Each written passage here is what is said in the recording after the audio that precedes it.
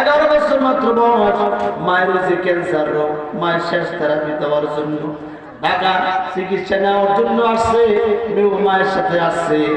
ওই মায়ের হসপিটালে রাখিয়া মেয়ে পলাইয়া চলে গেছে।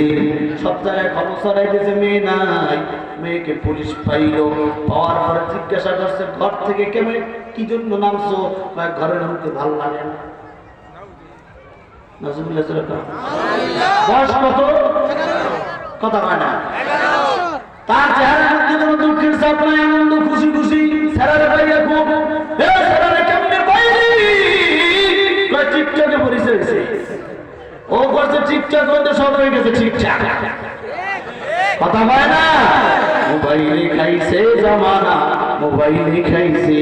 অল্প বয়সের পোলা মাইয়া প্রেমে জড়াইছে জামানা, মোবাইলে খাইছে জামানা, মোবাইলে খাইছে। কথা কয়। অল্প বয়সের পোলা মাইয়া, ছোট্ট ছোট্ট পোলা মাইয়া প্রেমে জড়াইছে জামানা, মোবাইলে খাইছে জামানা, মোবাইলে খাইছে। কথা বলো ঠিক কিনা? রেডিও থুইয়া ট্যাব আসিল, ট্যাব থুইয়া টিভি, টিভি থুইয়া মোবাইল আইল। যা খুশি তা পাবে। টিভির পর্দায় যাহা আছে মোবাইলে তাহা আছে। আরো কত কিছু আছে বাজে।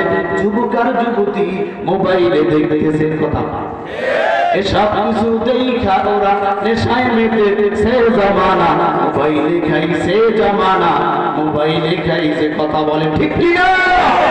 কাছে থেকে বলছে যদি পেয়েছি প্রমাণ, নিজের টাকায় মোবাইল কিনা হইছে রে বেঈমান। বন্ধু বন্ধুর কাছে বন্ধুছে দোস্ত তুই কই?